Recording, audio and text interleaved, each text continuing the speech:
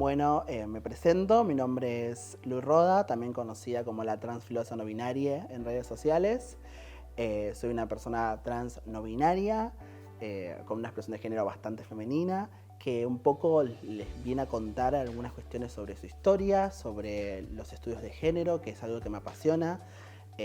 También cabe destacar que soy politóloga. Este año me recibí como la primera persona trans de la Universidad Torcuato Di Tella, donde estudié, en recibirse, así que me parece que está bueno poder contar un poco sobre mi experiencia, mi historia de vida y también lo que significa para mí lo que son los estudios de género, lo que son los estudios trans, estudios queer, y cómo no solamente es parte de mi vida académica, de mi desarrollo profesional, sino también reflejan mucho sobre mi vida, ¿no?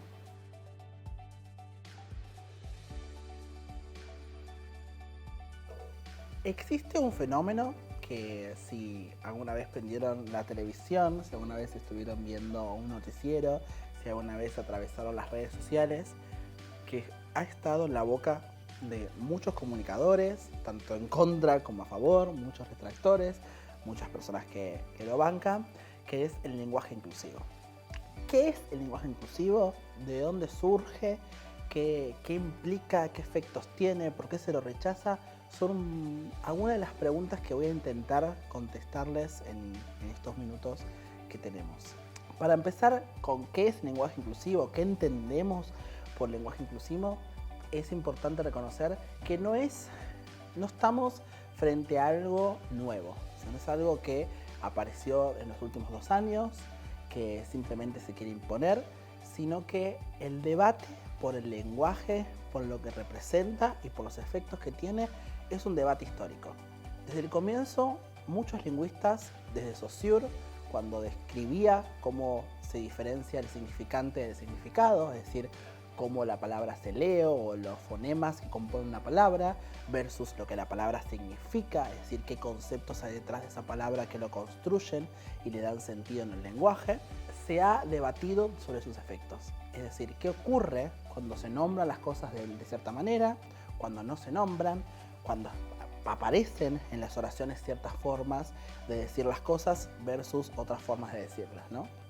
Autores como Foucault en Las palabras y las cosas ha incluso trabajado históricamente cómo las palabras y las cosas a las cuales hacemos referencia con ellas muchas veces no están conectadas, sino que responden a ciertos significados que se van construyendo a lo largo del tiempo, que van mutando y se van flexibilizando.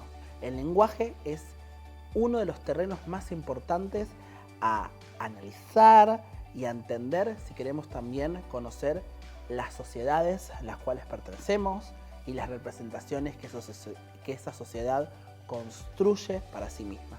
Entonces, el debate del lenguaje inclusivo es histórico.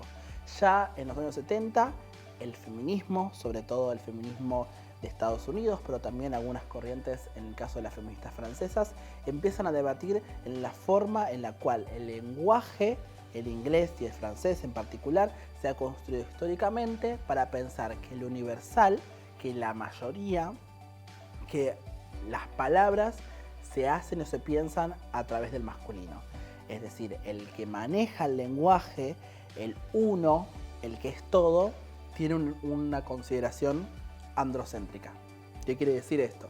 Que los hombres eran lo que manejaban la historia, es decir, la palabra hombre era un gran ejemplo.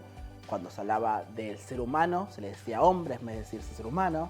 Entonces, de alguna forma, la historia de la humanidad estaba marcada por la historia del hombre, del masculino. Y la historia de la mujer quedaba relegada a una consideración, a una nota al pie, ¿no? Entonces, el lenguaje era muy importante si queríamos reconocer la historia de las mujeres. Entonces empezaron a construir ciertas palabras que reemplazaban a hombre. Por ejemplo, el hecho de cambiar hombre por el ser humano, el hecho de pensar que una persona en el Congreso no es el masculino, por eso en inglés aparece la palabra congresswoman versus congressman, que era la palabra que solamente se podía describir a las personas que estaban en el Congreso. Entonces empieza a haber un debate sobre el lugar que tienen las mujeres en el lenguaje. En el español, que es una de las lenguas más complicadas, si queremos pensar en un lenguaje que no responda al androcentrismo de nuestra sociedad, Lo que ocurría es que nuestros adjetivos y muchas de nuestras palabras están cargadas genéricamente. Es decir, que en lo que es la morfología, en lo que es el género femenino masculino de las palabras, se relaciona también con el género de la persona a la cual se describe con el uso de las palabras. Entonces, cuando yo hablo de una mujer, cambio las palabras que utilizo para que aparezca la A y que ese adjetivo responda a esa feminidad. Y hago lo mismo con la O en el caso de los varones. Y además, en el español está el masculino genérico. Es decir, cuando uno habla de forma colectiva de un grupo de personas, dice los o ellos, creyendo que detrás de esa forma de utilizar el lenguaje se está hablando de todas las personas que habitan un espacio. Lo que va a decir el feminismo latinoamericano y español es que eso no es cierto, que muchas veces se pretende que el lenguaje describa una realidad que no era real, que no era cierta. Si en un espacio había mujeres, el los no respondía a esa realidad. Entonces empezaban a exigir que el lenguaje responda a esa realidad. En el pasado, claramente, por ejemplo, los espacios públicos y políticos solamente estaban habitados por varones. Pero si en la actualidad, cuando las sociedades empiezan, ¿no?, a abrir las puertas a que las mujeres accedan a puestos de poder, a puestos políticos, a puestos públicos, ya no alcanza con decirle los. Era importante agregar el las. Entonces aparece el lenguaje no sexista, aquel que reconoce que las palabras en el español están cargadas de un género y requiere nombrar a ambos géneros si quiere ser inclusivo, es decir, los y las presentes. Entonces empieza a nombrar a las mujeres como parte de este grupo público importante de ser nombrado. Pero no alcanza, ya que existe un momento en el cual un grupo de personas, que como venimos viendo no se identifican ni como hombre ni mujer, va a decir, no alcanza, no es suficiente que hagas el desdoblamiento de género entre los y las, porque nosotros no nos sentimos representados de la forma en la cual se nombra en el femenino o en el masculino, sino que utilizamos la E como una forma de neutralizar el género en las palabras del español. El uso de la E viene ya del latín, el latín, que es una de las lenguas que se termina transformando luego al español cuando se empieza a conjugar con otras lenguas romances. El latín ya tenía en su morfología el uso de la E como un neutro. Muchos de los lenguajes que vienen del latín la decidieron sacar, otros no tanto. Por ejemplo, el alemán sigue teniendo el neutro con la E, pero el español lo sacó. Es decir, se fue transformando a lo largo del tiempo, que se dejó de utilizar y la sociedad se armó genéricamente entre los y las. El les o la E existe en el español, tomado de este latín, justamente como un espacio también de reclamo, ¿no?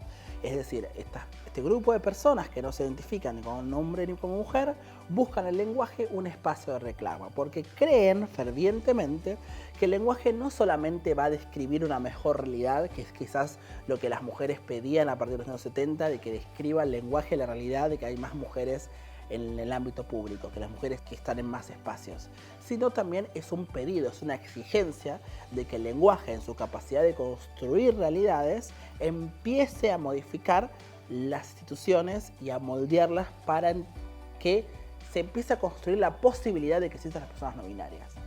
Ya que si hay algo que tiene el binarismo de género, como otros sistemas de pensamientos y de creencias que moldean Occidente, es que obturan el pensamiento, obturan las posibilidades de que existan algo diferente, algo distinto, una forma diferente de hacer las cosas.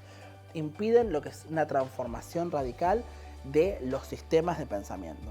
El pedido que hace el no binarismo sobre el lenguaje es porque es un pedido de una transformación radical del pensamiento de Occidente.